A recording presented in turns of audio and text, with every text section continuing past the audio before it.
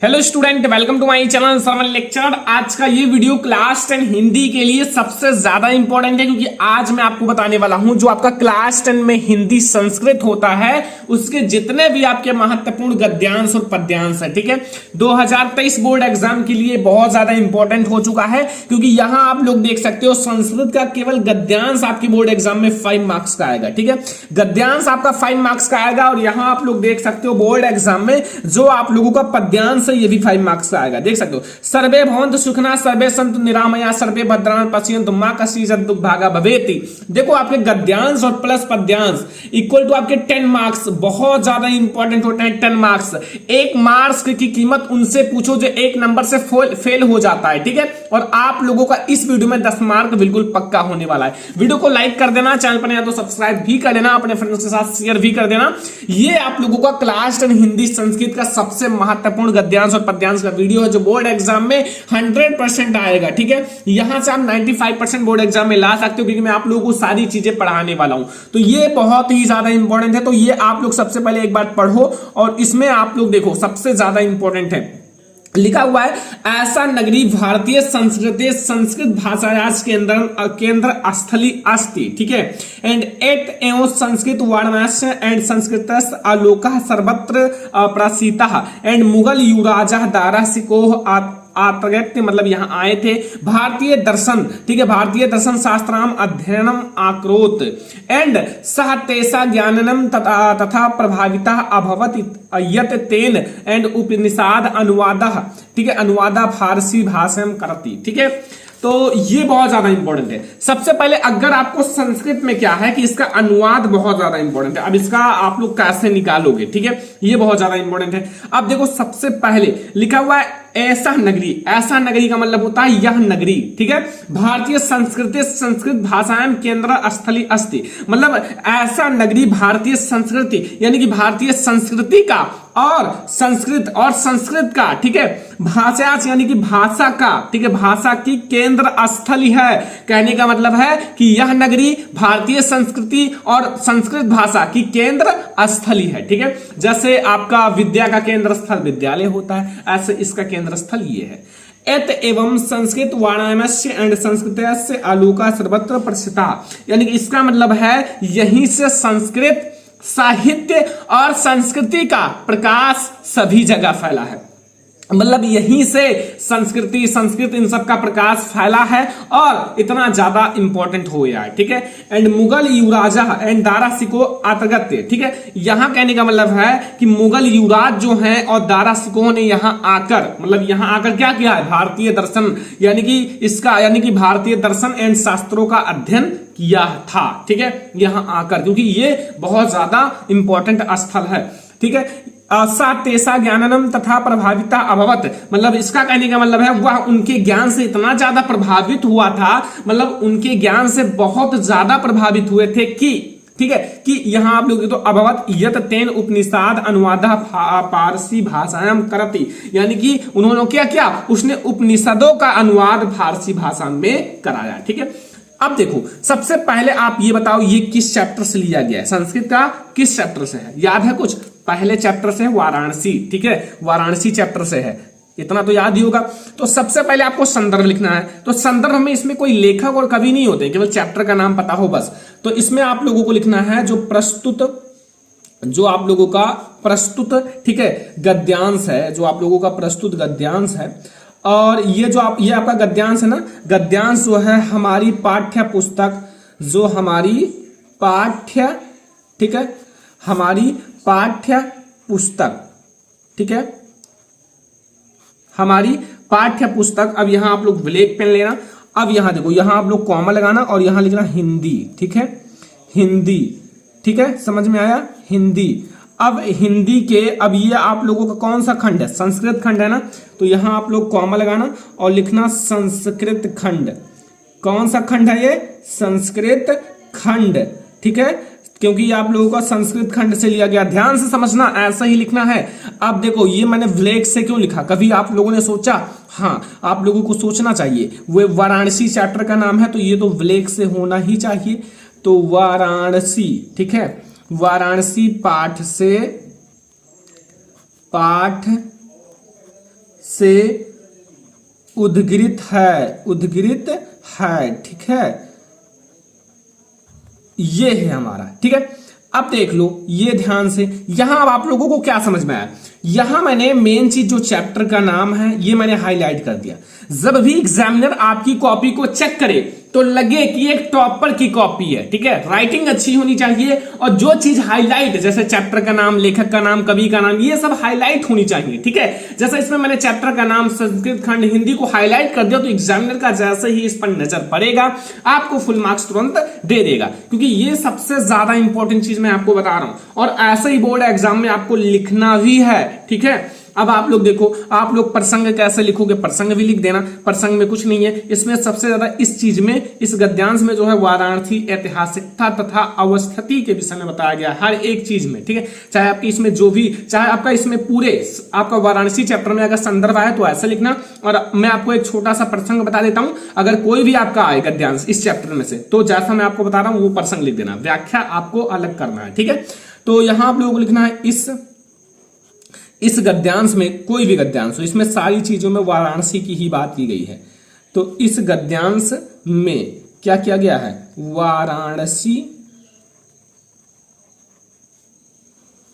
वाराणसी की ऐतिहासिकता, क्या है, ऐतिहासिकता,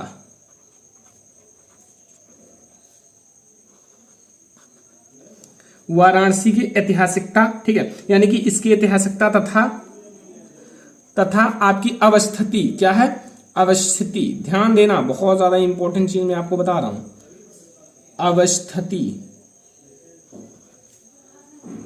के विषय में बताया गया है, के विषय में बताया गया है, ठीक है।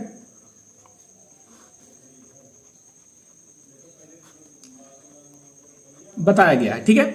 अब ये चीज देखो मैंने क्या लिखा है, आप लोगों का प्रसंग देखो बहुत शॉर्ट में। अब यही प्रसंग आप इस चैप्टर के किसी भी गद्यांश में लिख सकते हो, ठीक है। और यही संदर्भ आप इस चैप्टर के किसी भी गद्यांश में लिख सकते हो, मतलब जो आपका संदर्भ है और प्रसंग है। अब व्याख्या मैं आप लोगों को बता रहा हूं, मतलब बता चुका हूं ऐसे तो, लेकिन मैं आप लोगों को यहां बता देता हूं एक शॉर्टकट में। तो यह नगरी यानी कि ऐसा नगरी, यानी कि यह नगरी जो है भारतीय संस्कृति और संस्कृत भाषा की केंद्र स्थली है। क्या है, यह नगरी जो है, जो आप लोगों का वाराणसी नगरी है, यह है भारतीय संस्कृति और संस्कृत भाषा का केंद्र स्थली है, ठीक है। एंड यहीं से संस्कृत साहित्य और संस्कृति का प्रकाश सभी जगह फैली है, यहीं से सभी जगह फैली है। और मुगल युवराज दारा शिकोह, जो मुगल युवराज दारा शिकोह हैं, ने यहां आकर भारतीय दर्शन और शास्त्रों का अध्ययन किया है। यहां की जो भारतीय दर्शन किया है और शास्त्रों का अध्ययन भी किया था, ठीक है। और वह उनके ज्ञान से इतना ज्यादा प्रभावित हुए, वो इनके ज्ञान से इतना ज्यादा प्रभावित हुए कि उन्होंने या उसने उपनिषदों का अनुवाद फारसी भाषा में कराया। उसने इतना बड़ा काम किया कि पूरे उपनिषद का अनुवाद फारसी भाषा में कराया।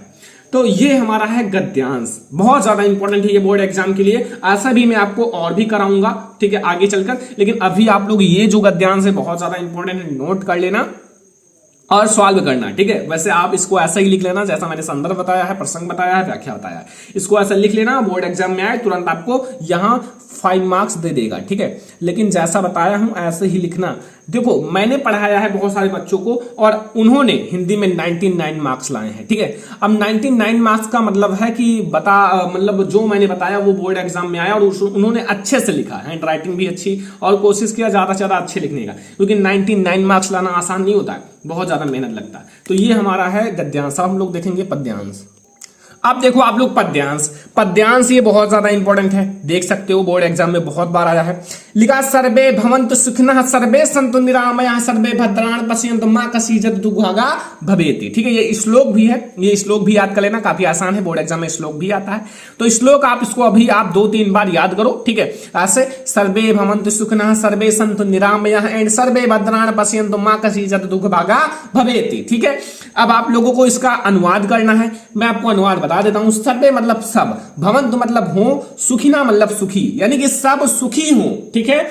सर्वे मतलब सभी, एंड संतु, संतु मतलब हो, एंड निरामया, निरामया मतलब रोग रहित, सभी लोग रोग रहित हो, मतलब कोई भी रोग ना हो, एंड सर्वे भद्रान पश्यन्त, और सबका कल्याण हो, अर्थात सभी का कल्याण हो, ठीक है। एंड मां कसीदत दुख भागा भवित, कोई भी दुख का भागी ना हो, अर्थात कोई भी दुख का भागी ना बने, दुख उनके पास ना हो, हमेशा सुखी रहें, ये कहने का मतलब है। तो सबसे पहले हम लोग संदर्भ देखेंगे। संदर्भ ये आप लोगों का है, आपका किस चैप्टर से है? ये आप लोगों का भारतीय संस्कृति चैप्टर से है। किस चैप्टर से है? भारतीय संस्कृति। तो सबसे पहले ये आप लोगों का श्लोक है ना, तो ये आप लोग लिख देना, जो प्रस्तुत श्लोक,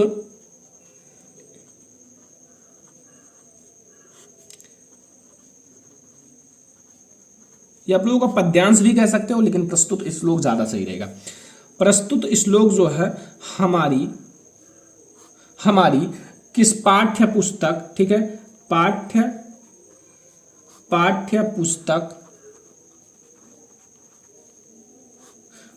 पुस्तक। अब यहां आप लोग हिंदी लिखना है, ठीक है, क्योंकि हिंदी है ना, तो हिंदी लिख देना। देखो आसान तरीका मैं आपको बता रहा हूं, ऐसा नहीं कि बहुत ज्यादा कठिन बता रहा हूं, ठीक है।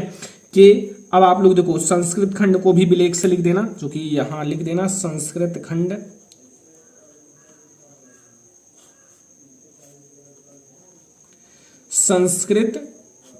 ठीक है, संस्कृत खंड के। अब आप लोग चैप्टर का नाम लिख, देखो वही चीजें हैं जो मैंने पहले में बताया, केवल मैं पाठ का नाम चेंज कर रहा हूं और थोड़ा सा और, बस, ठीक है। संस्कृत खंड के अब यहां आप लोग लिख देना भारतीय संस्कृति, जो चैप्टर का नाम है भारतीय संस्कृति। भारतीय संस्कृति पाठ से उद्गृत है,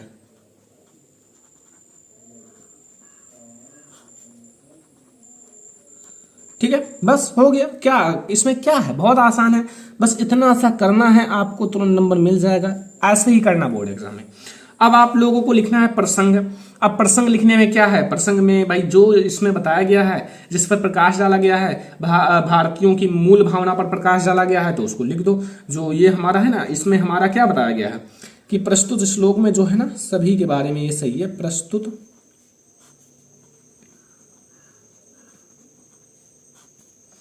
श्लोक में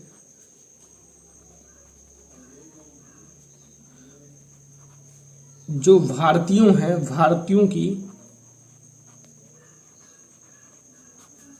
मूल भावना, जो उनकी मूल भावना है, ठीक है, मूल भावना पर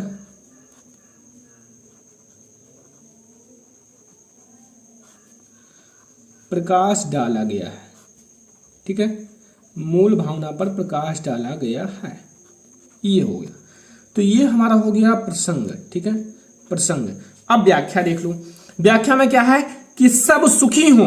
क्या कहने का मतलब है? सर्वे भवन्तु सुखिनः, सब सुखी हो, एंड सर्वे सन्तु निरामयाः, और सब रोग रहित हो, सब कल्याण को देखें, अर्थात सभी का कल्याण हो, और कोई भी दुखी का भागी ना हो। कहने का मतलब है कि किसी को भी दुखी ना हो, अर्थात कोई भी दुख का भागी ना हो, सभी लोग सुखी रहें, ठीक है।